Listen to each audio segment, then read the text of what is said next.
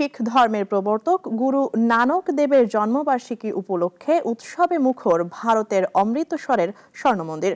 হাজারো ভক্তের সমাগমে আলোকিত পুরো প্রাঙ্গণ। শুধু শিখ নন, নানা ধর্মাবলম্বী মানুষও অংশ নিয়েছেন এই শুভ দিনে প্রার্থনা আর আনন্দে। ভারতের অমৃতসরের স্বর্ণমন্দির শিখ ধর্মাবলম্বীদের পবিত্রতম তীর্থস্থান।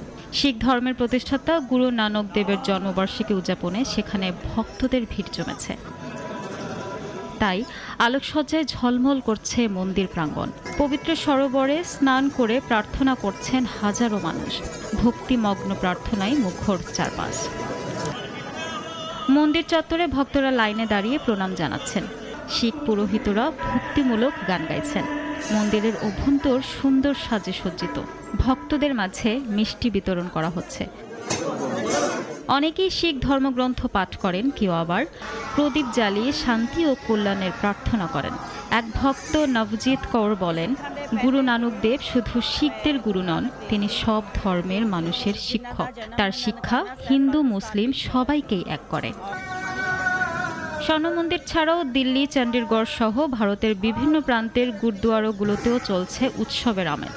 ভক্তরা শোভাযাত্রা বের করেছেন, মিষ্টি বিতরণ করছেন, মোমবাতি জ্বালিয়ে আশীর্বাদ কামনা করছেন আর গুরু নানকের উপদেশে খুঁজছেন মানবতার সুর। গুরু নানক শিখদের প্রথম গুরু। তিনি নানকানা সাহিবে জন্মগ্রহণ করেন। তার শিক্ষা সব ধর্মের মানুষের জন্য। শিখ ধর্ম 1500 শতাব্দীতে পাঞ্জাবে প্রতিষ্ঠিত হয়। গুরু নানক দেব এর প্রতিষ্ঠাতা। এরপর 10 জন গুরু শিখ ধর্মের নেতৃত্ব দেন। গুরু নানকের শিক্ষায় সবাই এক। উৎসবের এই বার্তা ছড়িয়ে পড়েছে বিশ্বজুড়ে। ইরতিফা রহমান, নাগরিক টেলিভিশন।